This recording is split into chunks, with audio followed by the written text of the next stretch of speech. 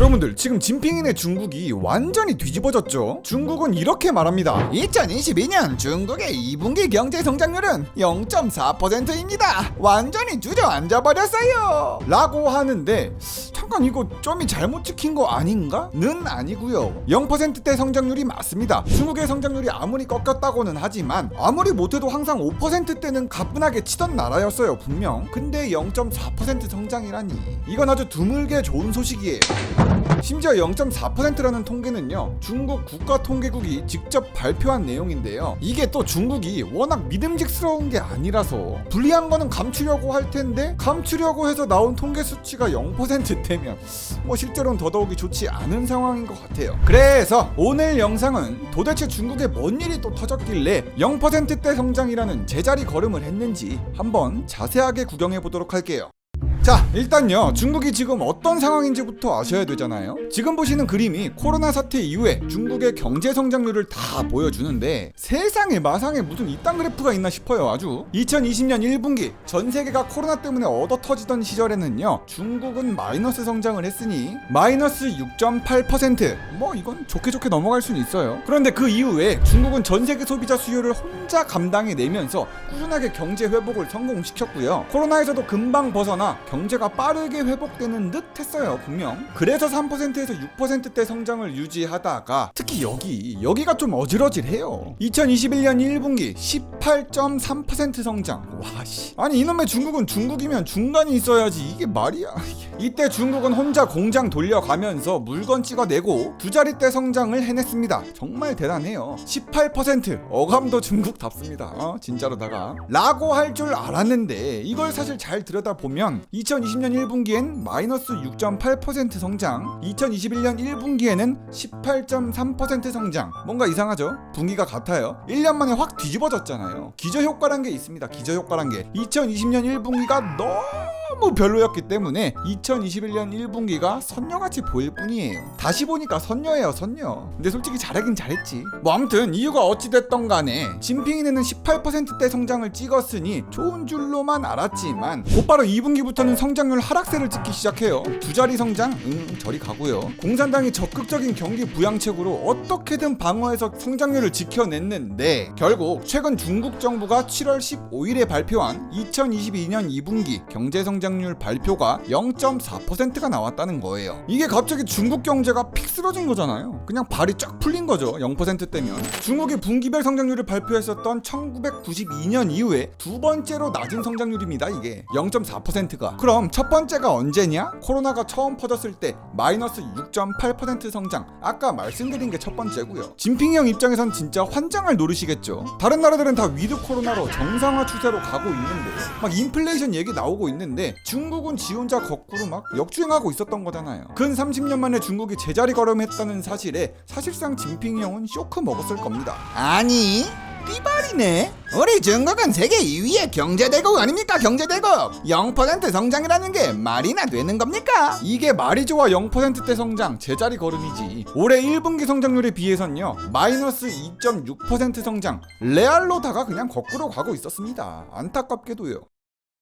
자, 지금까지는요, 진핑이 형 입에서 그냥 쌍욕이 나와도 이상하지 않아요. 그렇다면 여러분들도 슬슬 궁금해지실 거예요. 아니, 도대체 왜 중국이 혼자 잘 가다가 혼자 자빠져버린 거냐고 우리. 그 이유는요, 많은 나라들이 코로나하고 함께 살아가는 방법을 배우고 있을 때 중국은 나홀로 제로 코로나를 외치면서 개망테크를 타버려서 그래요. 코로나19는 중국에서 시작된 것도 아니며 14억 인구 중에 단 한 건의 코로나 감염도 용납하지 않겠습니다.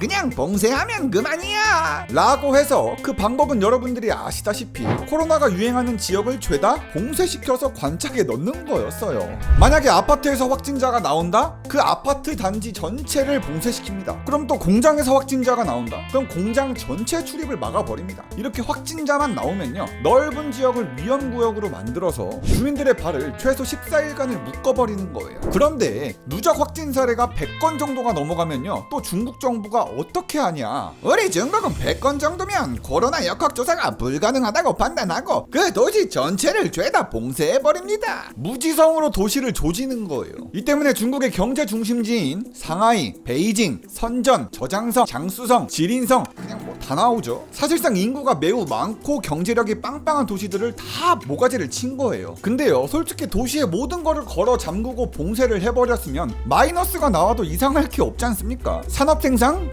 당연히 안 돼. 물류? 안 되고. 소매업? 장사를 못 해요. 노동자들도 그냥 집에서 존버할 수밖에 없어요. 아무것도 못 해. 그래서 그런지 실업률이 그냥 노밖으로 올라가고 있습니다. 중국의 5월 청년 실업률 18.4%였는데 와, 이것도 18이야? 6월 청년 실업률은 19.3%로 사상 최고로 저세상 같습니다. 통계상 길 가는 사람 5명 중에 1명이 실업자라는 거예요. 도시 성적을 보면요, 망했어요. 지린성은 마이너스 4.5% 역성장, 베이징도 마이너스 2.9% 역성장. 봉쇄 한번 당하면 죄다 뒷걸음질 치고 있어요. 특히 상하이 봉쇄가 엄청나게 컸다고 하거든요. 중국의 경제 수도, 중국의 수출입, 제조 중심지가 상하이잖아요. 3월 말 이후로 무식하게 2달 이상 도시가 완전히 봉쇄됐었습니다. 이때 생산이며 투자며 소비며 죄다 경제가 마비됐었죠. 상하이의 2분기 경제 성장률 마이너스 13.7%. 와, 마이너스 2자리 숫자. 이게 정녕 현실의 숫자입니까? 진짜 매콤한 게 아니지. 매워서 얼얼해요 이미. 결국 중국의 경제 성장률이 갑자기 주저앉아버린 이유가 이 제로 코로나 정책 때문이라는 거예요. 도시가 발이 묶이니까 뭔 놈의 성장을 하겠습니까? 생산, 투자, 소비 모든 게 다 터졌습니다. 폭탄 빼고 다 터진 거지 진짜 중국 말대로. 그 결과 지금 2분기 경제 성장률 0.4%가 나온 거예요.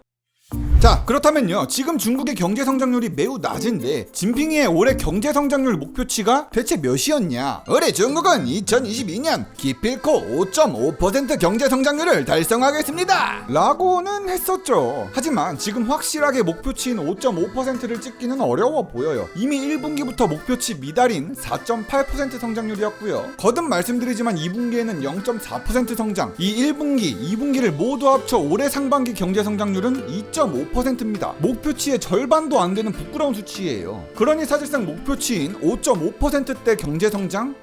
불가능하죠. 실제로 여러 기관들의 전망도 중국이 제로 코로나 정책 때문에 망할 거라는 게 압도적으로 우세합니다. 대표적으로 국제통화기금 IMF는 이렇게 말하죠. 중국은 여태까지 세계 경제에서 한 번도 떨어진 적 없는 신발이었습니다. 우리는 중국의 엄격한 봉쇄령을 믿지 않습니다. 중국 경제 성장률을 하향 조정하겠어요. 세계 주요 기관들은 모두 중국의 올해 성장률을 4%대로 전망했습니다. 주요 기관들이 하나같이 중국에 했던 말들의 요지는요, 중국은 엄격한 제로 코로나 정책을 계속 고집하고 있기 때문에 경제 성장률이 내려갈 수밖에 없습니다. 유독 중국만 땡깡 피우고 있는데 어떻게 성장하겠습니까? 아니, 그게 무슨 소리입니까? 올해 중국의 경제 성장률 목표 5.5%를 달성하기 위해서 더 강력한 조치를 취할 거라니까요.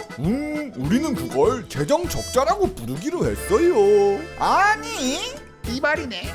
해외 기관들의 중국 경기 전망은 매우 나쁜 편입니다. 솔직히 제로 코로나를 뺀다고 해도 우크라이나 전쟁과 공급발 위기, 에너지 대란 등등등 전 세계적으로 경기 침체하고 인플레이션이 함께 오는 스태그플레이션에 막 덜덜 떨고 있잖아요. 이러니까 중국이 제대로 성장할 수 있을지 의구심을 품는 거죠. 그래서 그런지 외국인들은 중국 국채를 그냥 싹 다 팔아제끼고 있는 중이에요. 외국인들은 지난 2월부터 5개월 연속 지금 중국 국채를 순매도하고 있는 중입니다. 여기서부터 여기까지 다 마이너스인 거 보이시죠? 외국인 투자자들의 중국 국채 순매도 규모가 559억 위안을 넘기면서 한국 돈으로 약 10조 원 규모를 넘겼고요. 이에 반해서 미국의 국채 금리는 가파르게 올랐으니까 외국인 투자자들이 미국에다가 투자하지 굳이 중국에다가 투자할 이유가 없거든요. 안정성이면 당연히 중국보단 미국이지. 그래서 중국 채권 시장에서 외국인 자금이 대규모로 빠져나가고 있는 중이에요.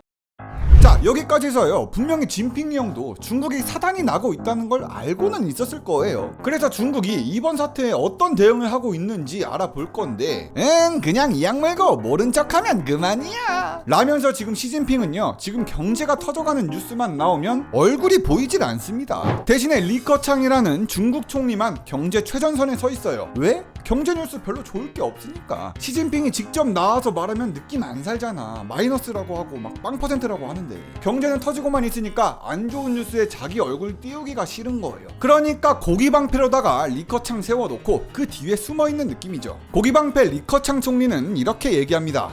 우리 중국은 고용과 물가가 안정적이기만 하면 경제 성장률은 다소 낮더라도 용납할 수 있습니다 라고 발언을 했거든요. 사실상 5.5% 경제 성장률 목표치 달성이 스스로 어렵다고 느낀 거예요. 그러니까 꼬리 내리고 목표를 포기할 수 있다고 시사한 거죠. 리커창 총리는 여태까지는요 경제 성장을 어떻게든 하겠다고 목표치를 채우려고는 했었지만 2분기 0.4% 성장률 찍힌 거 보고는 고백한 거지 못하겠다고.